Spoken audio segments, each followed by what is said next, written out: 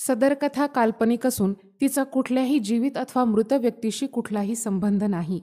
ही कथा केवळ मनोरंजनाच्या उद्देशानं लिहिली गेली असून कुठल्याही प्रकारची अंधश्रद्धा पसरवण्याचा आमचा हेतू नाही. धन्यवाद.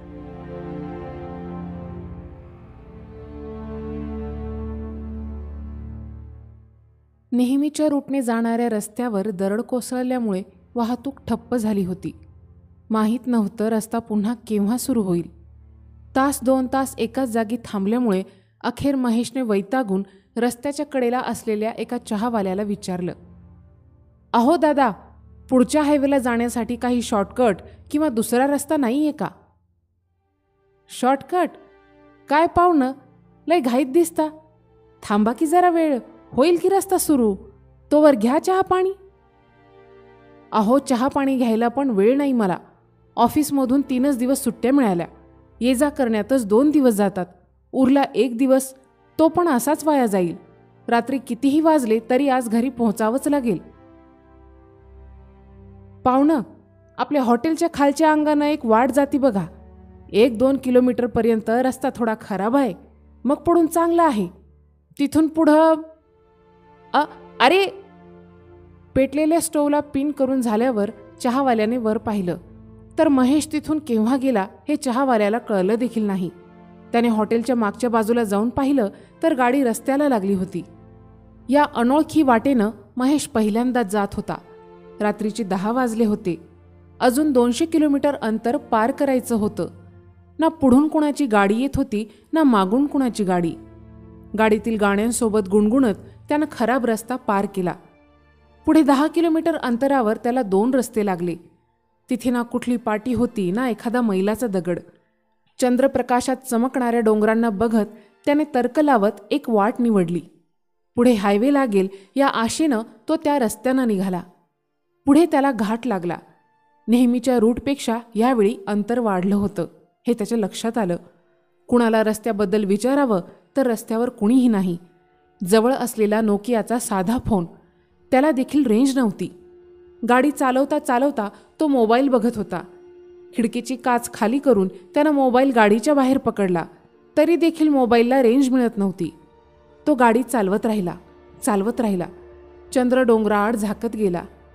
अन काळ्याकुट्टा अंधारात एका वळणावर अचानक महेशची गाडी बंद पडली. अंधारात जवळचं काही दिसेना, दूरचं काही दिसेना. त्यात गाडी बंद पडली. मोबाईलला पण रेंज नाही आणि नेमका कुठे अडकलो हे देखील त्याला माहीत नव्हतं. अशा परिस्थितीत महेश जाम बिथरला, घाबरला. सोबत कुणी नाही, आजूबाजूला कुणी नाही, रस्त्याने गाड्या देखील नाही. काय करावं त्याला काही सुचेना. त्यानं मोबाईलचा टॉर्च सुरू केला. गाडीच्या बाहेर आला. गाडीचं बोनाट उघडलं. इंजिनवर बॅटरी चमकून नेमकं काय झालं हे बघू लागला. अचानक खांद्यावर एक हात येताच महेश मोठ्यानं ओरडला, धडपडला. अरे ए बाबा, अरे घाबरू न ग. खांद्यावर हात ठेवलेला तो इसम म्हणाला. मध्यरात्रीच्या थंडीत देखील महेशला घाम फुटला.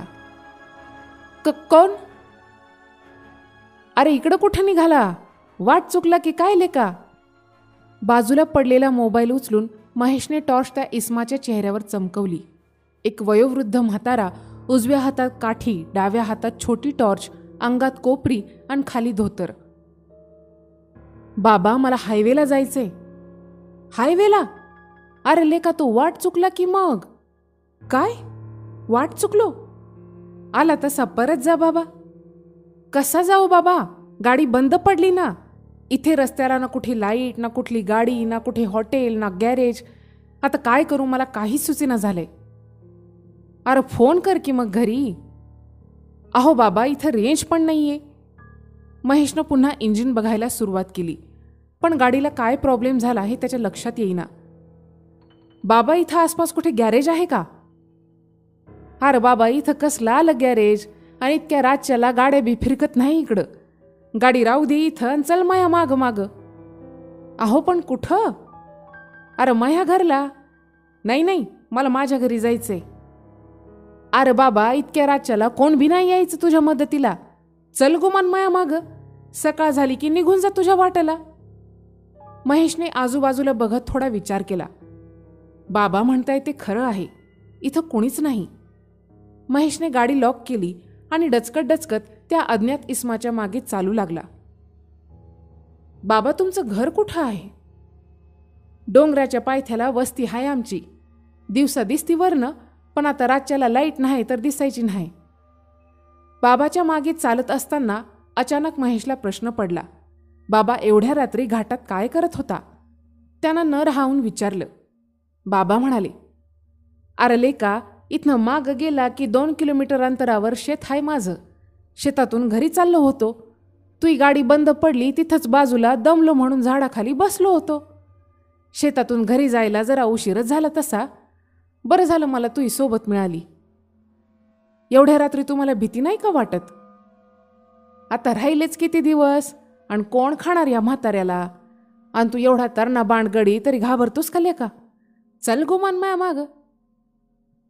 बोलता बोलता वस्ती आली. वस्तीवर लाईट नसल्यानं महेशला वस्तीत कसा आलो कळलंच नाही. बाबांनी दार वाजवलं. दार उघडलं गेलं. लग्नाला आलेली कांता घरात एकटीच होती. कंदीलच्या मंद उजेडात महेशची नजर कांतावर पडली. तिचं सौंदर्य, तिचे डोळे, गोरापान रंग, मंद उजेडात ही लकाकणारी तिची कांती. तिला बघून महेश क्षणभर दारातच थबकला. अरे ये लेका, ये की आत. भानावर येत महेश घरात गेला. कांतानं तांब्याभर पाणी दिलं. आबा, कोण म्हणायचं हे पाहुणं? कांता म्हणाली, पाहुणा वाट चुकलाय म्हणून आणला घरला. आता जेव घाल त्याला. कांताने दोघांना ताट वाढून दिलं. जेवताना महेश कांताला चोरट्या नजरेनं बघत होता. तिच्या सौंदर्यानं त्याला मोहून टाकलं होतं. तिला बघत तो सारं काही विसरून गेला होता. डोंगरापल्ल्याड लपलेला चंद्र आता माथ्यावर आला होता. रातकिड्यांचा, कुत्र्यांचा आवाज कानी येत होता. बाबा बाहेर खाटावर झोपले होते. समोरच्या खोलीत महेश झोपला आणि मागच्या खोलीत कांता झोपली होती. ऐन 1-2च्या सुमारास महेशच्या कानावर श्श असा आवाज आला. महेशला जाग आली. त्यानं खिडकीतून बाहेर डोकावलं. खाटावर बाबा गाढ झोपले होते. भास झाला असावा म्हणून तो पुन्हा झोपी गेला. थोड्या वेळानं पुन्हा आवाज आला. कांता त्याला मागच्या खोलीच्या दरवाजातून आवाज देत होती. तो दरवाजा जवळ गेला. विचारलं, काय झालं?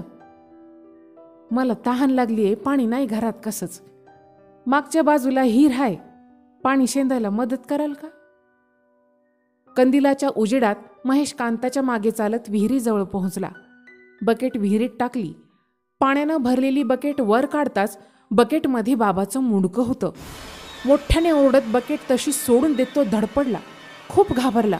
त्यानं मागं पाहिलं तर चंद्राच्या आणि कंदिलाच्या प्रकाशात त्याला मोहून टाकणाऱ्या कांताची जळालेली कांती दिसताच त्याला धाडकन जाग आली. सकाळ झालेली होती. घरात कुणीच नव्हतं. बाहेर ना बाबा होते ना कुठला खाट. जिथं झोपला होता ते घर आगीच्या धुरानं काळकुट्ट झालेलं होतं.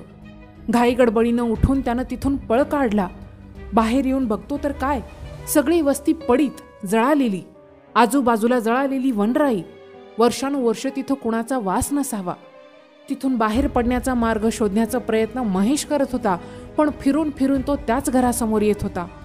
कोण कुठला बाबा, कोण कुठली कांता, यांचा माझा काय संबंध? या प्रश्नांची उत्तरं शोधत तो तिथंच फिरत राहिला.